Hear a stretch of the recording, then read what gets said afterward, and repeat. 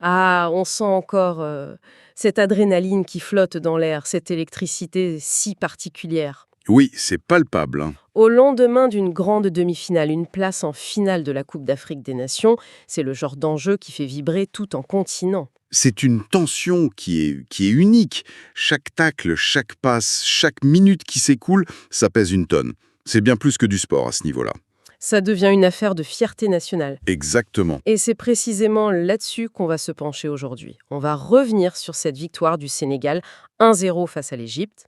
Mais on va pas juste refaire le match. Non, ce serait trop simple. On va s'attarder sur un moment précis, un fait de jeu qui a un peu forcé le destin, et sur un acteur complètement inattendu qui s'est retrouvé au centre de l'arène. Un moment qui, sur le papier, est un coup dur, mais qui a peut-être révélé quelque chose de beaucoup, beaucoup plus profond sur la force de cette équipe. C'est exactement ça. Et pour guider notre analyse, on s'appuie sur une source principale, un article très pertinent publié ce matin même, le 15 janvier 2026, sur le site wisport.com. D'accord. L'article se concentre sur la performance et surtout sur les mots d'un très jeune joueur qui a été jeté dans le feu de l'action. Notre mission aujourd'hui, c'est de décortiquer ce que cet événement nous apprend sur l'état d'esprit des Lions du Sénégal à l'aube de la grande finale. Allons-y. Alors, il faut d'abord bien mesurer le poids du contexte. Une demi-finale de Cannes, c'est déjà un monument de pression. C'est clair. Mais un Sénégal-Égypte, c'est un classique du football africain. C'est une rivalité qui est chargée d'histoire, c'est souvent tactique, fermé, le mental est primordial. Et le match d'hier n'a pas dérogé à la règle. Intense, tendu et finalement le Sénégal qui s'impose 1-0. But de Sadio Mané. Le scénario quasi parfait. Quasi parfait jusqu'à ce moment qui a glacé le sang de tous les supporters. La sortie sur blessure du capitaine, le roc, la tour de contrôle de la défense, Kalidou Koulibaly. Ah là, perdre son capitaine dans un match coup près, c'est le pire scénario possible. Koulibaly, ce n'est pas juste un excellent défenseur, c'est le leader, c'est le patron. Celui qui rassure. C'est celui qui rassure tout le monde par sa simple présence. Tactiquement, c'est une perte immense, mais psychologiquement, c'est un séisme. Ça peut déstabiliser complètement une équipe. Et c'est là que tout bascule. Pour le remplacer, le coach lance un jeune homme de 20 ans, Mamadou Sarr, qui évolue au RC Strasbourg. Il faut prendre une seconde pour se mettre à sa place, non? Ah oui, Vous avez 20 ans. Vous entrez dans le match le plus important de votre carrière, face à l'Égypte, pour remplacer une légende vivante de votre pays. La pression est, inimaginable. tout simplement, inimaginable. C'est un test de caractère absolu. Il n'y a aucune préparation possible pour un tel moment. Soit la pression vous dévore, soit vous parvenez à vous concentrer uniquement sur votre tâche. Et, Et d'après Oui au sport, d'après l'article de Oui au sport, sa prestation a été jugée convaincante. Et ce mot, il est important. Il n'a pas été spectaculaire ou héroïque, il a été convaincant. ce qui, dans ces circonstances, est peut-être le plus grand des compliments en fait. Il n'a pas cherché à en faire trop, à surjouer pour prouver quelque chose. Non, il a joué simple, propre, il a fait son travail. On n'a senti aucune panique. Et c'est précisément ça qui est révélateur. Cette capacité à faire abstraction du contexte pour se concentrer sur l'essentiel, c'est la marque d'une grande maturité. À 20 ans. À 20 ans, oui. Ça en dit long sur la qualité de la formation, bien sûr, mais aussi sur la force mentale du joueur. Et plus largement, ça nous apprend quelque chose sur l'équipe. Elle possède une profondeur de banc, non seulement technique, mais aussi mentale. C'est une arme redoutable dans un tournoi, ça. Avoir un remplaçant capable d'entrer dans ce volcan et de jouer son football sans trembler, c'est essentiel. Bon, sa performance sur le terrain était donc déjà une première réponse. Mais ce qui m'a vraiment interpellé, ce sont ses mots après le match, que Whisper a retranscrit. Ah, les déclarations. La première, très sobre, elle donne le ton. Il dit, je cite, « On a été très concentrés et maintenant, on va pouvoir se focaliser sur dimanche. » C'est d'une froideur presque clinique comme déclaration. À 20 ans, après avoir vécu un baptême du feu pareil, On s'attend à de l'émotion, non? on pourrait s'attendre à de l'euphorie, à des phrases comme c'est un rêve qui se réalise, ce genre de choses. Lui, non. Il fait une analyse factuelle, la concentration a payé, le travail est fait, place à la suite. Voilà. On pourrait presque se dire, ok, c'est de la communication bien apprise, du media training comme on en voit partout. On apprend aux jeunes joueurs à livrer des discours calibrés, sans vagues. C'est une objection juste, on pourrait le penser. Mais je trouve que cette hypothèse, elle tient difficilement quand on regarde la suite de ses déclarations. Ah oui. La cohérence de son discours montre que ce n'est pas une façade, mais bien le reflet d'un état d'esprit. Remarquez l'emploi systématique du « on ». Toujours on. On a été concentré, on va pouvoir se focaliser. Il ne parle jamais de lui, de sa performance, de la pression qu'il a ressentie. Il s'inclut immédiatement et exclusivement dans le collectif. Sa personne n'existe pas dans l'analyse. Seul le groupe compte. Et cette idée de collectif, elle devient encore plus évidente et, disons-le, assez bluffante dans sa réponse suivante. Un journaliste lui pose la question que tout le monde a en tête. Forcément. Avec l'incertitude qui pèse sur Koulibaly, est-ce qu'il se prépare à être titulaire pour la finale? C'est une porte ouverte pour un jeune pour afficher son ambition, ce qui serait totalement légitime. Absolument. Il aurait pu dire « je suis prêt, le coach peut compter sur moi ». Personne ne lui en aurait voulu. C'est même ce qu'on attend souvent d'un compétiteur. Mais sa réponse, citée mot pour mot dans l'article, elle est d'un tout autre niveau. Il dit « je ne sais pas si je vais jouer dimanche, mais tout le monde se prépare ». Ok, déjà, la base.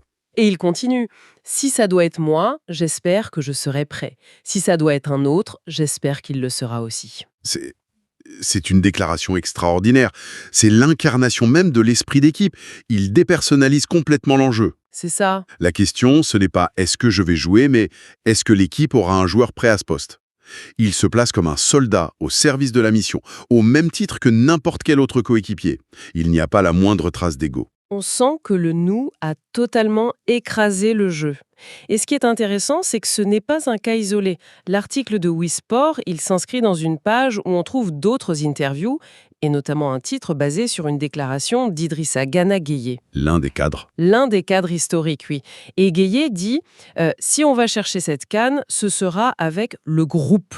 On a l'impression d'entendre la même chanson. C'est une observation capitale, ça. Joué par deux instruments totalement différents, le vétéran de 36 ans et le jeune espoir de 20 ans. Et ça prouve que l'état d'esprit de Mamadou Sarr n'est pas un accident de personnalité. C'est le fruit d'une culture d'équipe qui est profondément ancrée. Le message est clair, il est unifié et il est porté par toutes les générations au sein du vestiaire. C'est ça, la vraie force d'un collectif au final. C'est ça. C'est quand la philosophie du groupe est si forte qu'elle est assimilée et retransmise naturellement par chaque individu, qu'il est sans sélection ou seulement 5.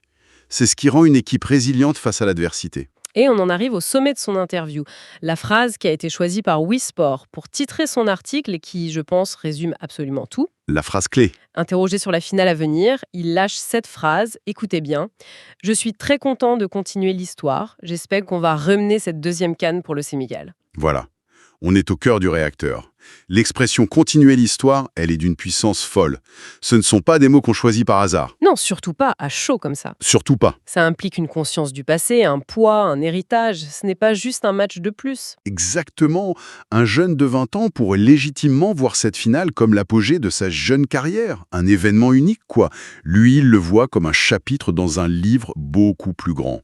C'est fou, cette perspective. Il a conscience que le Sénégal n'est pas parti de rien. Il y a eu la génération 2002, les déceptions et enfin la consécration de 2022. En disant « continuer l'histoire », il se positionne comme un maillon d'une chaîne. Il ne vient pas pour écrire sa page, mais pour ajouter une ligne à la grande histoire du football sénégalais. C'est incroyablement mature. Et l'autre partie de la phrase est tout aussi significative. Ramener cette deuxième CAN. Il ne dit pas « gagner la CAN », il précise bien « la deuxième ». Ce petit détail change tout. Cela ancre l'objectif dans une réalité concrète. Le premier titre a posé une fondation. Le but maintenant, c'est de construire un édifice, de prouver que ce n'était pas un accident. C'est la mentalité d'une équipe championne en titre qui assume son statut. La première victoire, c'est celle de la conquête. La deuxième, c'est celle de la confirmation. Et elle est souvent plus difficile à aller chercher. Totalement. Cette phrase, elle combine deux choses. Le respect pour l'héritage, continuer l'histoire, et une ambition décomplexée pour l'avenir, ramener la deuxième. C'est un équilibre parfait entre l'humilité et la confiance. Et ça vient d'un joueur qui, 24 heures plus tôt, n'était qu'un simple remplaçant. C'est une démonstration de force mentale assez exceptionnelle. C'est clair. Alors, si on prend un peu d'auteur, qu'est-ce que tout cela nous dit ? Au-delà du résultat brut, 1-0, l'histoire de cette demi-finale, c'est peut-être la révélation de la force tranquille de cette équipe. Oui, je pense. Une victoire qui, oui, a été scellée par sa star Sadio Mané, mais qui a été sécurisée et validée par la maturité d'un de ses plus jeunes éléments. La véritable leçon, pour moi, c'est que la solidité de cet édifice sénégalais ne repose pas seulement sur ses colonnes maîtresses comme Mané ou Koulibaly. Elle tient aussi à la qualité du ciment qui lie toutes les pierres, même les plus petites en apparence. C'est une belle image. La performance et les mots de Sarr nous ont offert une fenêtre rare sur l'ADN de ce groupe. Un collectif soudé, une culture de l'humilité, du travail et une conscience aiguë de sa place dans l'histoire. C'est la marque des très grandes équipes. Et ça nous amène à une dernière réflexion. Une pensée pour la finale de dimanche. L'entrée de Mamadou Sarr a été une solution à un problème imprévu et elle a fonctionné à merveille.